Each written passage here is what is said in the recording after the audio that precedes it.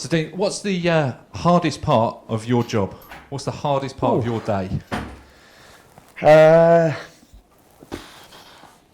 suppose the hardest part of the job is always letting people know that they're not in the team.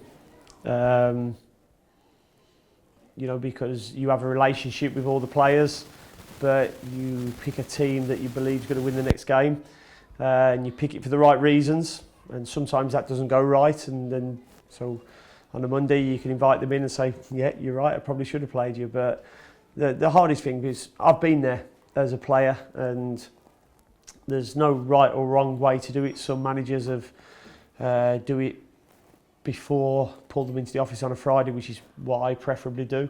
Some people have just put the team sheet up and said, you're not playing. But I suppose that's one of the hardest parts of it, because you're dealing with emotions, and all players want to play. They want to start the game, or they should do, otherwise they shouldn't be there. So it's difficult, but that's my job, and it doesn't bother me doing it, but it's tough letting them know sometimes. Sometimes I leave it to the axeman there and say, Richard, he's not playing today, go sidle over and have a word. So I think a fair number of us work with kids rather than adults, so we have the problem of dealing not only with the kid but with the parent as well. Have you ever had that problem? I have had before, yeah. I suppose the higher you go, the more you deal with the player and the agent. The agent becomes the parent. So certainly had that before. I've had an agent phoning on the phone to me, having to go because his player didn't play. And then I asked him if he watched the player play on the Saturday, and he said no. So I said, well, I'll send you the DVD and then tell me if you think he should still be playing. And then I got the player in and said, your agent's come in and said you should be playing. Have you watched the game back? And he went, yeah, I shouldn't be playing. So, yeah, there are things like that you have to deal with. But I've also had a parent in the office, who felt that his son should be afforded more opportunity. And we sat in the office and got the player in with him, because one of the things that we talk about all the time, it's important that the player's involved in every conversation. And we had a player. We talked about a few of the players at the club. We had I drew a grading on the wall, 0 to 10, and I said to the player, this player in training, what would he be in terms of how he trains every day? And he said, he'd be a 10 out of 10. I said, this player, what would he be? He'd be a 9 or 10 out of 10. I said, where would you put yourself on there? He said, about 5 or 6. So I said to his dad, that's the reason he's not playing at the moment. Fair enough, isn't it? Yeah. Fair enough. Thank you.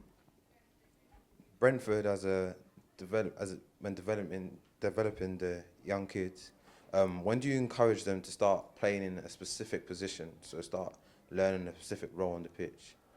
When I think different players will mature differently. I think you'll all know that through working with kids. Some people will pick things up quicker than others. Yes. So I wouldn't like to go, right, now that's your position, you're playing there, because some may end up being elsewhere. I started as a centre forward and got slower and slower, so went further back and ended up as a centre back. But no, I think players learn at different stages.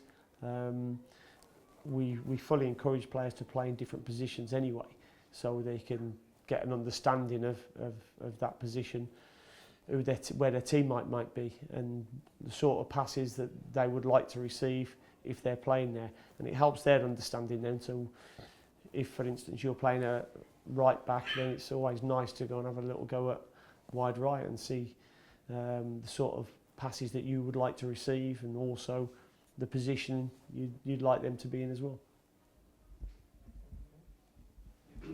Richard might want to answer that as well. Oh, it's a tactical thing. It's also a tactical thing. If you're going to play expansive in possession, you need to know where you need to be without the ball. And sometimes, because after rotational movement, the fact is somebody else can drop into that position and know what he's doing. I think especially young kids, don't nail them down to one position. Let them express themselves, but understand that the team has to have some organisation without the ball. That's important. So basically, I've run 10-year-old kids, same sort of question. Not the boys I've seen now getting to the stage now where they all want to be strikers, basically being heroes. So what you're saying basically still let them play in different positions all the time, or Yeah, no. start letting them try and develop into what their strengths are now? Obviously, Yeah, little Jimmy might want to be a striker, but yeah, I think at 10 years old, you let them find their position eventually. They've got to go and find it themselves, which they will do eventually. You know, and like you say, and I think it's part to do with the media really, that there's no enjoyment in defending. You never see them showing good defending on Match of the Day. You just see bad defending and goals. You know, so there's an art to defending. I was a defender and I enjoyed keeping clean sheets. You know, so I think when we can start promoting that as well, then you'll get more people who want to be defenders as well. It's what we do, obviously, you know, striker, he's going to get all the credit for scoring the goals, but same what you said, you know, the defender keeps a clean sheet, you know, we praise him as well, so, I mean... Clean sheet gives you a better chance of winning a game. That's it. Yeah. Well, from a coaching point of view, give them, especially when they're doing good defensive work, a few well dones, because everybody focuses on the front man, don't they? You know, This stage of pre-season, what would you be focusing on mainly with the players? And what would you recommend, again, with thinking of kids football, what would you be recommending focusing on at this stage of pre-season specifically? Well, even with our lads, most of the work we've done has been with the ball. We're very big on training with the ball all the time. We feel that as soon as you take the ball out of it, they're not doing the movements that they'll be doing in a game. There is the need on the sports science side to get the yardage up and the accelerations on straight line running and you know, they're doing that. But the majority of the hard work can be done with the ball. And we've had a really intense pre-season. Now is the come-off stage. So we played against Peterborough last night, and that's probably the first game that the players have played not fatigued. And that's purposeful. We've done that to make sure that when they go into games now, they feel a lot fresher than they have done. Because for us, concentration levels are so important that at the end of games, that's when people are tired and the concentration levels go. If they've been training tired, then they can develop their concentration skills. I'm a manager of an under-16s team. Have you had experience with 16-year-olds? Because they're sort of on the cusp of physical maturity and they struggle with sort of thinking they're a lot better than they are. I've done my best, but at 21 I haven't got a lot of experience, so I'm just wondering if you could add to that. Yeah, I mean, myself and Richard are both from youth backgrounds previous, so you know, I went to Leyton Orient, my first coaching job as head of youth there, and then went to Walsall as head of youth there. So dealing with 18s all the way down to 9-year-olds, and as you say, they all matured in different ways, and you know, and they all find different things at 16 as well. Yeah, exactly. You know, and it's the ones that end up being the ones who've got a chance are the ones with the best attitudes. And I know it sounds old-fashioned, but it is. The ones who, and I always say to our players as well, you look at the top players and they're the ones who've got the best attitudes and are willing to sacrifice things to make it. Sounds like sometimes you're having a few problems with a few of them. Yeah, I've got a squad of about 20, but I struggle to get maybe 10 or 11 on a Sunday morning.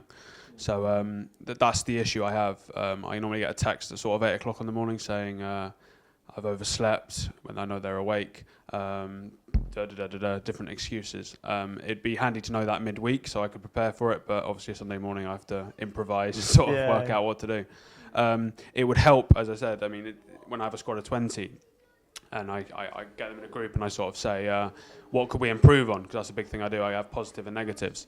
And they say, oh, can everyone turn up to training on time? Yeah.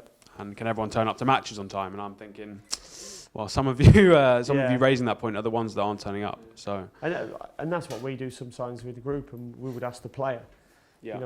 You know, if somebody's turned up late, and then we say to the player, what would you feel if somebody else turned up late and there wasn't coming in on time? What would you think about them? And they say, oh, well, I think this, I think that. Okay, what do you think they'll be saying about you? Yeah. And then all of a sudden they go, oh, yeah, okay.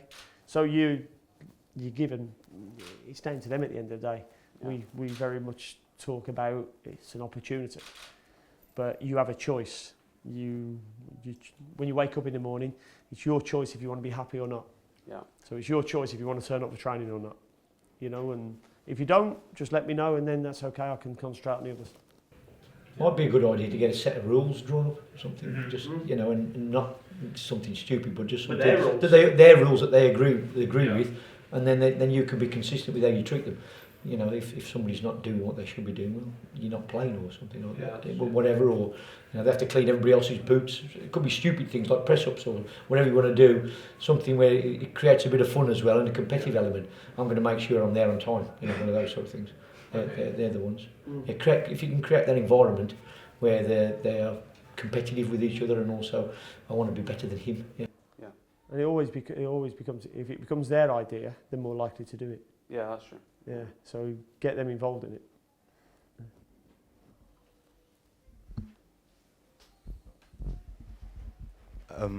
Personally, as a footballer growing up, I was, if not by mere coincidence, I was taught it was all about passing and passing and passing and passing and passing.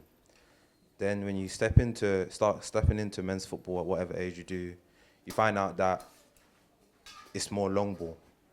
At what age do you think it would be good to encourage young kids that there's another element to football other than just passing and passing and passing? It's all well and good teaching them to pass, but if they go into an environment where the manager or the coach or wants something different and they're struggling, then as a coach you sort of let them down because you ain't taught them that aspect of football. I think football's a game. If you just strip it down, and you go back to basics, you try and score more than they do. So you have to pass to get through them. How you pass through them there's different ways.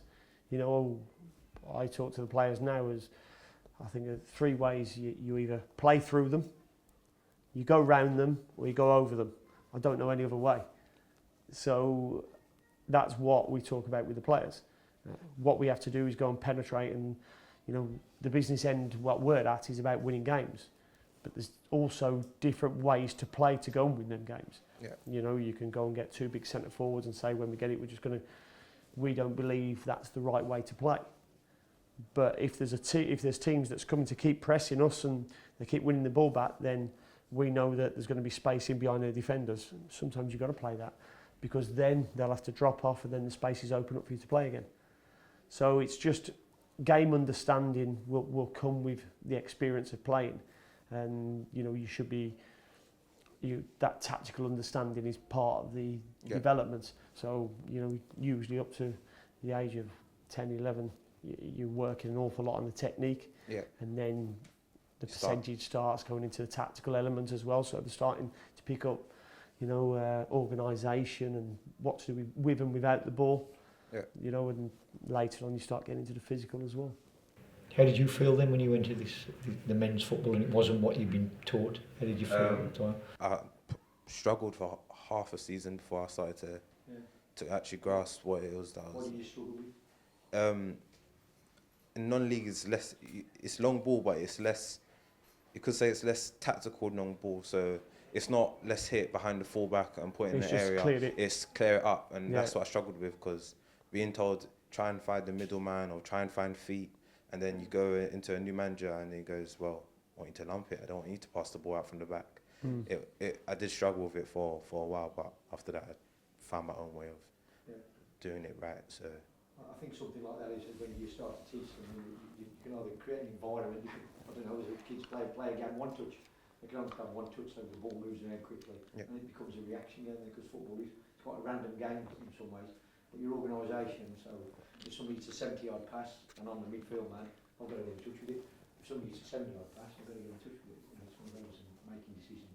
And that's probably the social side and the psychological side that probably as coaches we can probably improve upon, I think. When looking for pre-season games, who do you kind of look to play? I personally like to, certainly the last 3 or 4 games, I like to play teams that were likely to play in the first game of the season. So hence the tests we've had, Kaiserslautern, Peterborough, Millwall, will be similar to the games that we're about to play, Huddersfield, Exeter, Ipswich. You know, so I try and pick up them games. The early games, no consequence really. The early games are about getting the training load into the players, the minutes into the players, but also to see what they're picking up from the tactical side of the game, what we're giving them in training as well. But towards the end, it's, you know, what we're going to be up against, I personally like. Just following on from the pre-season, what are you expecting or what are you trying to see from your players in pre-season? Is it just about getting their fitness levels up or getting used to being with a ball again? No, I think training, we've talked a lot about this, training's changed an awful lot to when, you know, I was playing and Richard were playing. You know, pre-season was to get fit. I think now it's changed to they already come in fit and they're ready then to get ready for the season. Because the championship season's quite unique. It's 46 games, we have 3 or 4 international breaks in between it, so many Saturday games, and it's very, very intense. So you have to plan for that, and part of pre-season is planning for that. But a lot of it is ball work, a lot of it is tactical, and it's working on what we want to do during the season, what we expect to see from the players, what decisions they'll have to make. Richard touched on there that the game of football is decision making, and they have that to make decisions. You know, so we put them in situations where they have to make decisions on the pitch, and then we ask them why they made certain decisions and guide them into areas where we think they could make better decisions. Hopefully. Yeah. We'll see. But the thing is, and that's the beauty of football, you know, the games we've played already. We got beat last night against Peterborough 1-0. It's the best we've played. You know, we could have scored 6 or 7. You know, we played Bochum and they battered us and we beat them 1-0. And, you know, that's what football's about. All we have to be consistent and make sure we get a performance. The more performances you get, the more likely you're going to get a result. If you have a bad performance, you're more likely to get beat. So we concentrate on the performances rather than results. And that goes throughout the season as well, sorry. To change the subject a little bit, obviously I run 10-year-olds. I'm sure all the coaches have experienced it before. Some of them I've done older children, where you get children coming to football who say, I don't care about school, I'm going to be a footballer. And obviously, as parents as well, say, you know, you've got to get education first. As a professional now yourself, what sort of would you be selling them? Obviously, not everyone's going to make it as a professional, we sell them, but would you, any strong words you'd come across that to try and get them into their focus? Obviously, because where I come from, a lot of estate kids and they don't care about school, and what they want to do is just play football, thinking they can be the next professional football player. And obviously, people sit down with them and say, look, you know, you've got to get your education, but as a professional, would you, anything more strongly? It's a tough industry to get in. It really is, and you know, even when you're in, you're still hanging on by your fingernails, and that's why having a good education behind you is so important. You know, and I'm going through it myself with my boy at the moment. He's 18 and he was a scholar at Walsall, and he got released at the end of the season. So now he's looking for a contract elsewhere, and it's been tough for him, you know, and luckily he took on board, and I'm sure that was part down to my wife as well, pushing him, education, you know. So if he doesn't find himself at another club, he'll be looking to go to university, either in America or some, because it's so important that they've got that background that they can fall back upon, you know, because as you say, it's hard. It's very, very difficult, you know. You get kids in the States who just focus on that one thing, don't care about school. I'm going to be a footballer. Yeah. You try and sit down and say, you know, it's hard, it's going to be hard. It's also very difficult to guide them onto the education because they become tunnel visioned, and you know, but the education is so important. You know, and I think it's important that we as coaches, you know, in the academies and whatnot throughout the country should also be helping them. Yeah, of course. Yeah. In terms of not just their football education, but the education of life as well. You know, social skills, behavioural skills as well. We talk often about a young player we had at Walsall, and you know, we had a real tough upbringing. And 4 years just before he left the club, he was walking through the door and he saw a bit of paper on the floor, and he picked it up and put it in the bin. And that gives us as much pleasure as seeing somebody, you know, scoring a goal on something you've worked on, because you've taught them something. It's a behaviour, isn't it? I've even had like a parent under 8s a few years ago, we only play like Division 4 football. I've said, I know it's non-competitive at our age, but obviously the West Side Youth put me into like little standards. I actually one parent who actually took their child out of me because they found out what level we was at. My child bet this, and he actually been trying to get him to. I thought, just let the child play football. Yeah. You know, you talk about children wanting to play football, but even the parents, thinking my son's going to the next big thing. Yeah. I suppose what you want your child to do is whatever he does, have a go at it. Do your best you possibly can, whether that's school work, football work, because it's a good habit to have, isn't it? Because when the chips go down and you go, I'll give it my best shot. Whatever you're doing, school work or football, or it could be something else. Yeah.